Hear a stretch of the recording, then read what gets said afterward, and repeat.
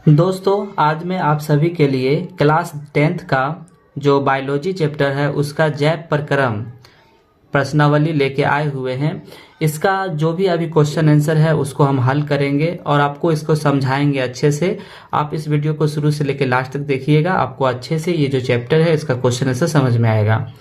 पहला जो क्वेश्चन है, हमारे जैसे बहुकोशिकीय जीवों में ऑक्सीजन की आवश्यकता पूरी करने में विसरण क्यों अपर्याप्त है।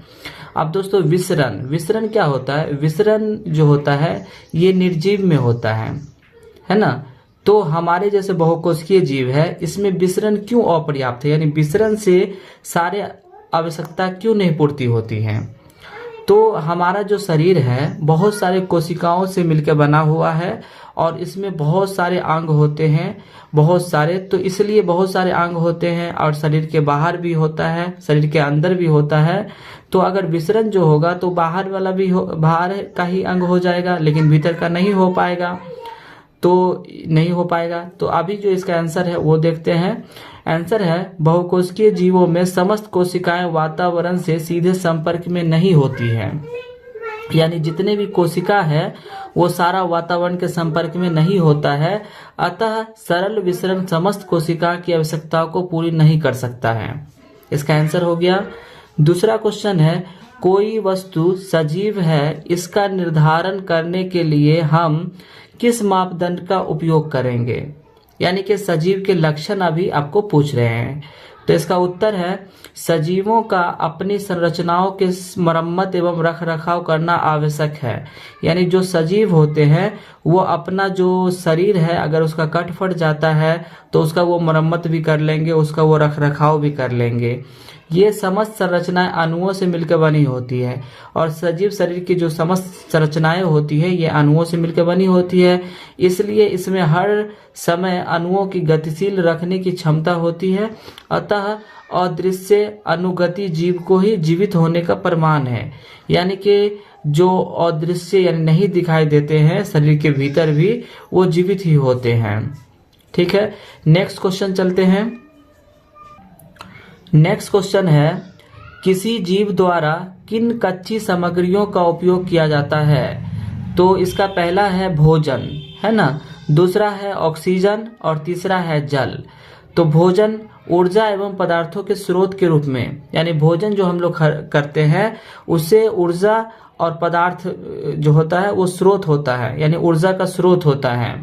ऑक्सीजन भोजन पदार्थों का विखंडन करके ऊर्जा प्राप्त करने के लिए, यानी हम लोग जो ऑक्सीजन सांस में लेते हैं तो हम जो भोजन को जो खाते हैं तो वो क्या होता है, उसका विखंडन होता है, यानी वो टूटता है और हमें ऊर्जा का प्राप्त होता है। तो ये ऑक्सीजन इसमें भाग लेते हैं। तीसरा है जल, भोजन के सही पाचन के लिए तथा शरीर के अंदर अन्य जैविक प्रक्रियाओं के लिए, यानी जो जल होते हैं, जो पानी होता है उसका भी हमारे शरीर में बहुत उपयोग होता है। यानी भोजन का सही ढंग से पाचन होता है और शरीर के अंदर बहुत सारे जैविक क्रियाएं होता है, जल के द्वारा ही वो जैविक क्रिया किया जाता है ना, जैविक क्रिया हो पाती है। नेक्स्ट 4 नंबर क्वेश्चन है, जीवन के अनुरक्षण के लिए आप किन प्रक्रमों को आवश्यक मानेंगे। तो इसका आंसर है, अनेक जैव प्रक्रम है जो जीवन के अनुरक्षण के लिए आवश्यक होते हैं। उनमें से पोषण, श्वसन, उत्सर्जन और वहन, यानी जीवन के अनुरक्षण के लिए पोषण भी चाहिए, यानी हम भोज्य पदार्थ को हम जो खाते हैं वो भी होना चाहिए। श्वसन, हम जो सांस लेते हैं वो भी होना चाहिए। उत्सर्जन, और जो नहीं पचता है या हमारे शरीर का जो गंदगी होता है वो बाहर निकलता है तो वो भी होना जरूरी है। और वहन, यानी एक स्थान से दूसरे स्थान तक शरीर में कोई भी पदार्थ वहन के माध्यम से ही जाता है। तो जीव के अनुरक्षण के लिए ये सभी का होना बहुत अत्यावश्यक है। अगर ये सभी अगर नहीं होगा तो एक जीव का अनुरक्षण सही प्रक्रिया से नहीं हो पाएगा। ठीक है, नेक्स्ट क्वेश्चन चलते हैं। नेक्स्ट क्वेश्चन है, स्वपोषी पोषण तथा विषमपोषी पोषण में क्या अंतर है। दोस्तों, स्वपोषी यानी स्व का अर्थ होता है खुद, पोषी का अर्थ होता है पोषण करना, यानी वैसे जीव जो अपना भोजन खुद बनाते हैं वो स्वपोषी कहलाते हैं। और विषमपोषी क्या होता है? जो अपने भोजन के लिए किसी अन्य जीव पर निर्भर रहते हैं वे विषमपोषी होते हैं। तो यहाँ पे उत्तर देखते हैं स्वपोषी का। जब हरे पादप, पादप का अर्थ होता है पेड़ पौधा, अपना भोजन क्लोरोफिल तथा सूर्य के प्रकाश की उपस्थिति में CO2 तथा जल का उपयोग करते हुए स्वयं निर्मित करते हैं यानी खुद बनाते हैं, तब वे स्वपोषी कहलाते हैं। इस क्रिया को प्रकाश संश्लेषण कहते हैं। यानी हरे पेड़ पौधे में जो भोजन बनाने की जो पूरी प्रक्रिया होती है उस पूरे प्रक्रिया को प्रकाश संश्लेषण भी कहा जाता है।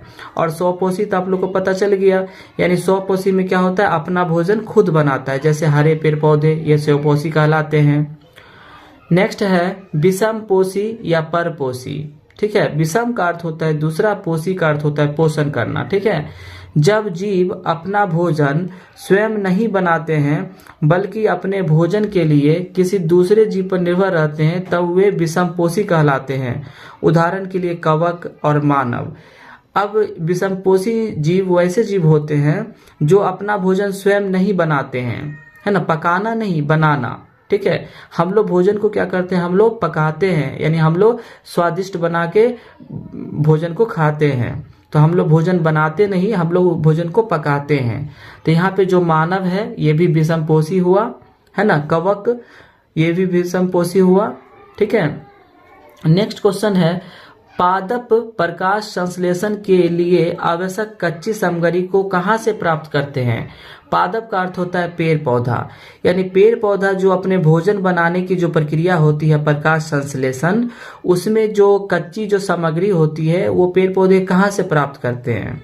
ठीक है, तो पहला इसका जो है कार्बन डाइऑक्साइड। ठीक है, पादप वातावरण से CO2 रंध्रों द्वारा प्राप्त करते हैं, यानी उसका जो रंध्र होता है उसके द्वारा वातावरण से CO2 यानी कार्बन डाइऑक्साइड प्राप्त करते हैं।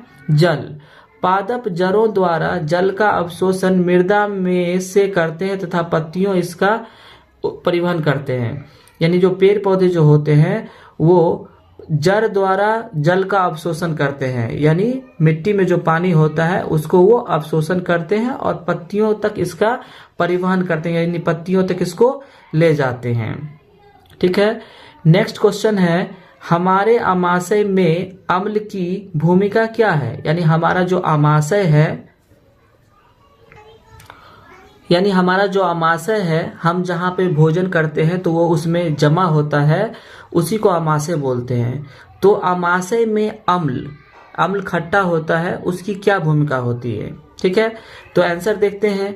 यह आमाशय में अम्लीय माध्यम उत्पन्न कर देता है जो पेप्सिन एंजाइम की क्रियाशीलता के लिए आवश्यक है। यानी पेप्सिन एंजाइम जो होता है उसके जो अम्ल जो होता है इससे इसकी क्रियाशीलता होता है, यानी क्रिया करता है। यह भोजन में उपस्थित जीवाणुओं को नष्ट कर देता है और आमाशय जो होता है भोजन में उपस्थित जो जीवाणु होते हैं उसको वो नष्ट करता है। तो ये इसका अम्ल का ये भूमिका होता है आमाशय में। क्वेश्चन नंबर 4 है पाचक एंजाइमों का क्या कार्य है? यानी पाचक एंजाइम मतलब होता है पचाने वाला, यानी हम लोग जो कुछ खाते हैं उसके जो पाचक एंजाइम है वो क्या काम करते हैं? तो इसका आंसर है भोजन पदार्थ प्रकृति रूप से जटिल होते हैं, यानी हम जो खाते हैं वो जटिल होते हैं। पाचन एंजाइम जटिल अणुओं को छोटे तथा सरल अणुओं में परिवर्तित कर देते हैं जिससे वे क्षुद्रांत की भित्ति द्वारा अवशोषित किए जाते हैं। यानी हमारे जो आमाशय जो है पेट में वो क्षुद्रांश का भित्ति होता है, वो जो हम खाते हैं उसको वो अवशोषित करते हैं। नेक्स्ट क्वेश्चन नंबर 5 है पचे हुए भोजन को अवशोषित करने के लिए क्षुद्रांत्र को कैसे अभिकल्पित किया जाता है? यानी भोजन का जो अवशोषण होता है पचा हुआ भोजन का, उसमें क्षुद्रांश कैसे करते हैं अवशोषण?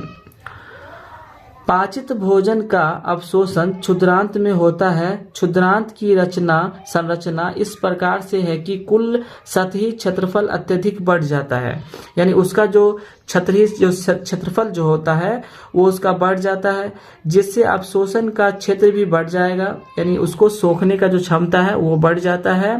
अतः पाचित भोजन अधिक मात्रा में अवशोषित होकर रक्त में पहुंचता है और फिर इसका वो वहन करता है। तो अभी मैं आप सभी को इस वीडियो में आपको क्लास 10 के बायोलॉजी चैप्टर के जो क्वेश्चन आंसर था वो 2 चैप्टर का हम बताएं, आप लोग को अच्छे से समझ में आया होगा।